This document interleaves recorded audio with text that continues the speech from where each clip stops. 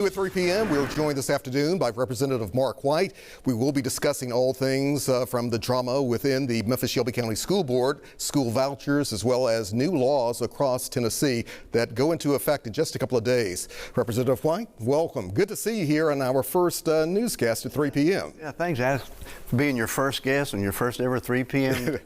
Thank you. It's an honor to have you here. Let's talk about, I know you've been following very closely, especially serving and chairing so many of the education committee committees in the state.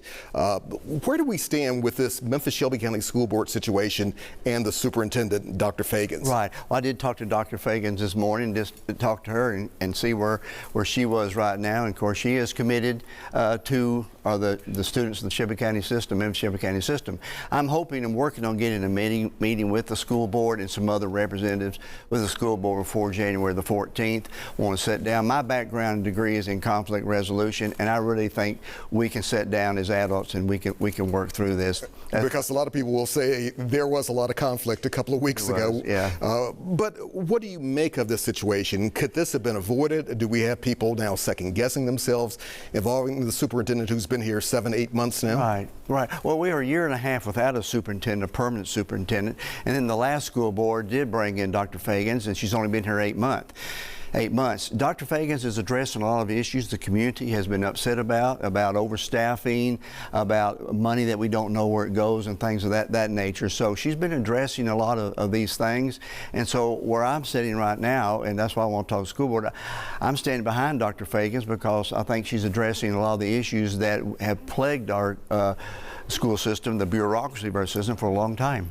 So you think she should stay in place in the position that she has? Everything I know right now, yes. I'd like to see her stay there. I want some consistency. But I will ask you though, Mark, a lot of people might be saying, wait a minute, is this kind of opening up that door for the state of Tennessee to say, wait a minute, Memphis and Shelby County schools, they don't know what they're doing, the state needs to take in. What do you say about that? If she were to leave or to be dismissed by the school board, I think that would open up an even bigger door.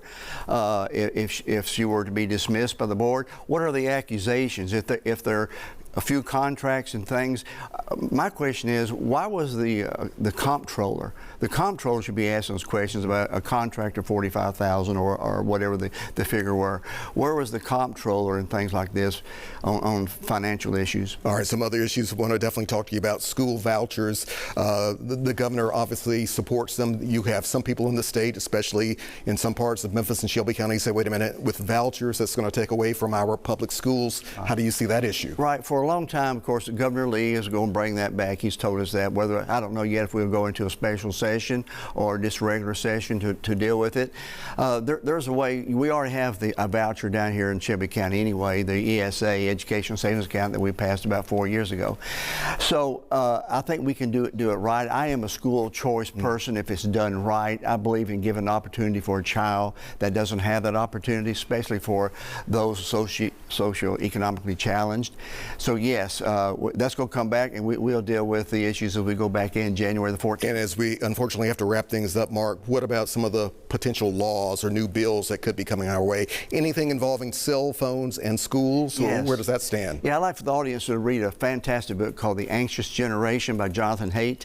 We're looking at, many districts are already doing this, but we know that the social media, the cell phone, is causing a lot of mental issues with our children. So we want a ban during the school day of cell phones through all our schools. All right, Representative Mark White, look forward to having you back on the 3 p.m. newscast in the future. Thank you, anytime. All right, good to have you here.